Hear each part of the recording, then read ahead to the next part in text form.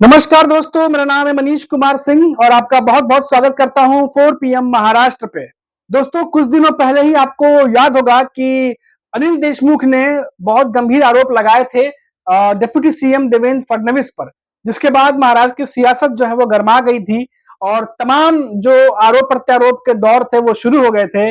और ऐसे में महाराष्ट्र के पूर्व गृह मंत्री यानी अनिल देशमुख द्वारा उप मुख्यमंत्री देवेंद्र फडणवीस के खिलाफ लगाए गए आरोपों के बाद बीजेपी के नेता जो हैं वो देवेंद्र फडणवीस के समर्थन में अब उतर आए हैं और सवाल उठाए हैं कि राष्ट्रवादी कांग्रेस पार्टी यानी एनसीपी के नेता अनिल देशमुख अब तक चुप क्यों थे।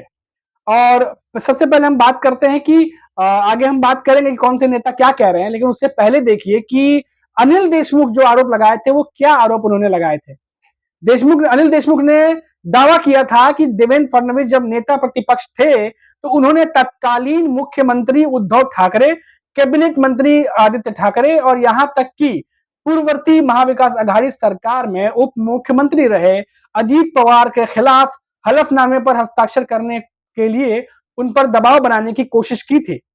पीटीआई जो एजेंसी है उनके खबर के अनुसार शरद पवार के करीबी देशमुख ने यह भी दावा किया कि जब फडणवीस गृह मंत्री थे तब एक बिचौलिए ने कथित तौर पर उन्हें फडणवीस का संदेश पहुंचाया था। और फडणवीस ने हालांकि आरोपों से इनकार किया और अनिल देशमुख के कई ऑडियो वीडियो जो है वो जारी करने की भी बात कही है, जिस पर देशमुख ने पलटवार करते हुए दावा किया कि उनके पास बीजेपी के वरिष्ठ नेता के खिलाफ गंभीर आरोपों वाली एक पेनड्राइव भी है। अब देवेंद्र फडणवीस का पक्ष लेते हुए बीजेपी के नेताओं ने कथित जानकारी छिपाने के लिए अनिल देशमुख की मंशा पर सवाल उठाया और धन शोधन मामले में उन्हें चिकित्सा आधार पर दी गई जमानत रद्द करने की मांग की है। राज्य के कैबिनेट मंत्री एवं फडणवीस के करीबी सहयोगी गिरीश महाजन से जब आरोप लगाए जाने के समय में के बारे में पूछा गया, उनसे सवाल हुआ इसके बारे में, तो गिरीश महाजन ने कहा है कि अनिल देशमुख इतने दिनों तक चुप क्यों रहे। वे जानबूझकर देवेंद्र फडणवीस और राज्य सरकार की छवि खराब करने की कोशिश कर रहे हैं। अप्रैल 2021 में तत्कालीन मुंबई पुलिस आयुक्त परमबीर सिंह ने उन पर आरोप लगाया था कि उन्होंने पुलिस से शहर के होटल और बार मालिकों से धन वसूलने के लिए कहा था। इसके बाद अनिल देशमुख ने गृह मंत्री के पद से इस्तीफा दे दिया था। बीजेपी के विधान पार्षद परिणय फूके ने कहा है कि देशमुख चिकित्सीय आधार पर जो है वो जमानत पर जेल से बाहर आए हैं, लेकिन देवेंद्र फडणवीस के खिलाफ उनके तीखे हमले को देखते हुए उनकी जमानत रद्द कर दी जानी चाहिए और उन्हें वापस जेल भेज देना चाहिए।